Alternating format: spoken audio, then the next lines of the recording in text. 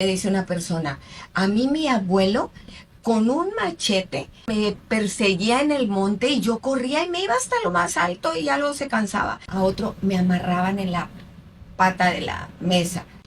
Papá se fue de la casa y yo tenía 1 año y medio. Nos abandonó y yo les digo, te dejó afuera de una iglesia, en medio del desierto, ¿dónde te dejó? Con mi mamá. O sea, eso no es un abandono. Lo viviste como un abandono, pero no te dejó abandonado. Abandonado es dejo ahí un bulto y me voy corriendo. Así lo abandoné. Y me quedé pensando cuánto dolor pudo haber tenido, que solo sonrió una vez. Pero entonces lo vemos desde acá, ay, el abuelo amargado, siempre y ahí viene el juicio. No era cariñoso, era bien duro, no sé qué vivió, no sé cómo fue de niño, no sé antes si ha cambiado y ha hecho otras cosas que, si vamos hacia atrás, a mí me sorprende ver cómo cada generación va limpiando. Me dice una persona, a mí mi abuelo con un machete me perseguía en el monte y yo corría y me iba hasta lo más alto y ya luego se cansaba. A otro me amarraban en la pata de la mesa. Y luego el otro dice, mi papá me regañaba y me decía cosas bien feas, pero ya no me pegó, ni me amarró, ni persiguió con el machete. Y entonces de pronto, ahorita me dice en mi alma y me estoy cortando las venas, pero no veo que el abuelo desde dónde lo educaron.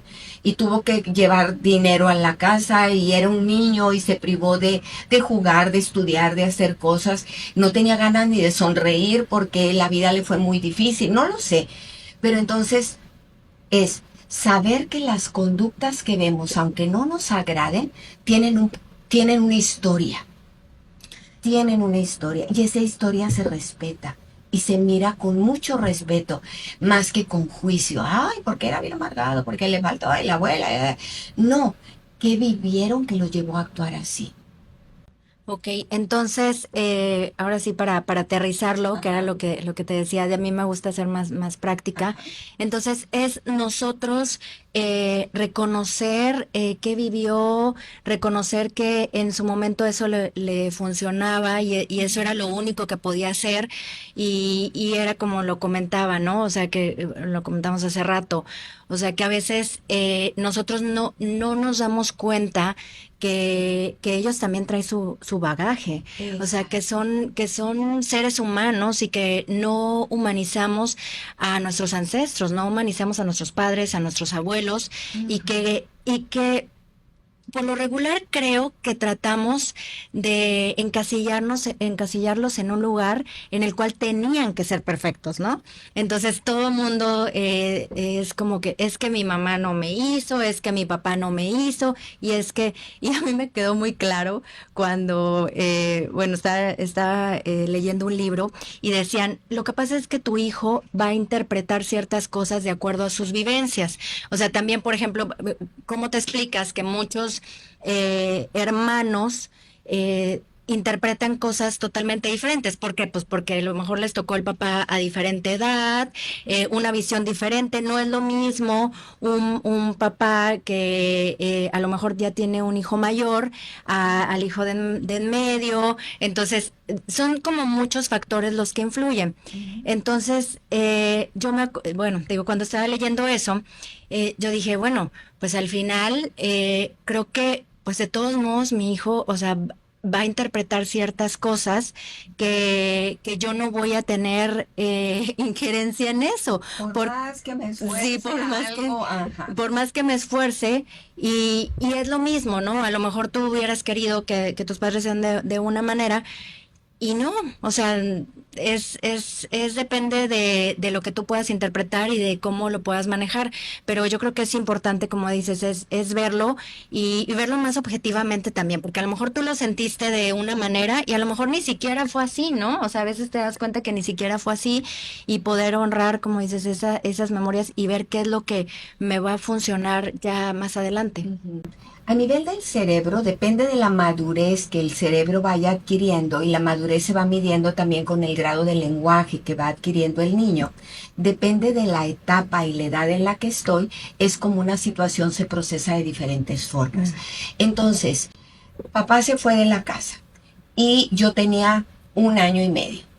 nos abandonó. Y yo les digo, te dejó afuera de una iglesia, en medio del desierto, ¿dónde te dejó? Con mi mamá. O sea, eso no es un abandono. Lo viviste como un abandono, pero no te dejó abandonado. Abandonado es dejo ahí un bulto y me voy corriendo, así lo abandoné. Viviste un abandono, pero realmente papá se fue y te quedaste con tu mamá. Si esa misma situación la vive una niña a los 7 años, mi papá era mi héroe, mi papá era mi todo, y de pronto se fue y me doy cuenta que papá tenía otra familia y tenía otra hija ya, se vive como una traición. Porque la edad es diferente y mi cerebro lo procesa de otro modo. Aunque el mismo situación, el papá se fue y papá, el niño de tal edad lo vive de una manera, la niña de tal edad lo vive, lo procesa de otra manera.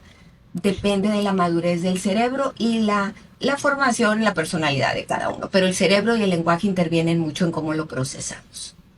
Y ahí viene donde dices tú, entonces tengo que empezar a hacer introspección de todo eso de todas las emociones que me está dejando el pasado, todas las emociones que estoy, porque lo que yo he visto, o bueno, lo que yo he leído es que todas las vivencias en tu vida, o sea, las emociones que despiertan esos acontecimientos, pues no es el acontecimiento en sí, sino el recuerdo, una memoria que tú tienes que te exalta una red neural y empiezas a sentir esa emoción y tú piensas que es porque el novio ya no te llamó, pero es algo que vienes cargando desde el pasado, que a lo mejor el papá te abandonó y sientes el rechazo y ahora el novio no te llama y entonces ahí. Totalmente. Y esas carencias que hubo en la infancia, esos vacíos emocionales,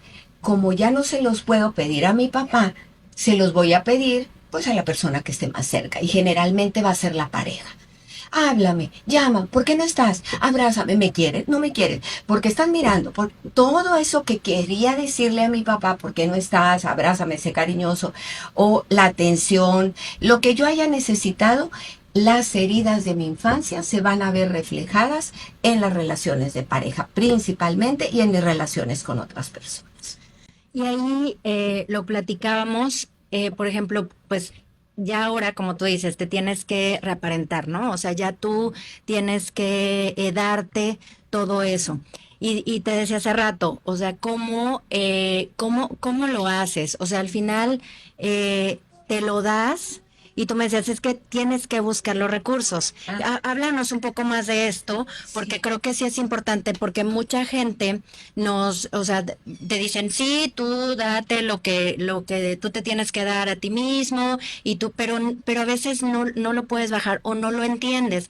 Entonces, háblanos un poco más de esto para que la gente pueda entenderlo un poco más. Claro, una forma de integrar es simplemente reconocer que ha sido parte de la historia. Entonces, cuando hay emociones que no nos gustan, tratamos de eliminarlas. Ya hablábamos de que había emociones agradables y desagradables, que ninguna es buena ni mala. Entonces, la emoción o la situación, el hecho, lo que haya ocurrido que no me gusta, en lugar de tratar de aparentar que nunca pasó, integrarlo. Y comentábamos, por ejemplo, como decir, en mi familia o en mi sistema ha habido cáncer. En mi sistema ha habido enojo. En mi sistema, en mi familia ha habido abusos.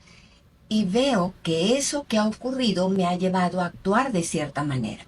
Ya no es como, no pasó, vamos a pensar positivo, porque eso caemos en un falso positivismo, nada más como estar queriendo ponerle pinturita y tapar la olla para que no haga ruido, pero en el fondo esto es parte y tenía un para qué. Hablábamos como del enojo de la abuela. Ok, la abuela se enojaba mucho. El enojo sirve para proteger y marcar territorio y defenderme. ¿De qué se tendría que defender? ¿Qué viviría de niña esa abuela? ¿Qué vivió la bisabuela para que la abuela haya aprendido a hacer eso? Y reconocer, las mujeres de mi historia han aprendido a defenderse de las injusticias. Y el enojo ha sido parte de la historia. En lugar de no quiero ser como la abuela, es abuela, veo tu historia, veo tu dolor, veo la manera en que tú lo procesaste. Me encantaría hacerlo yo distinto.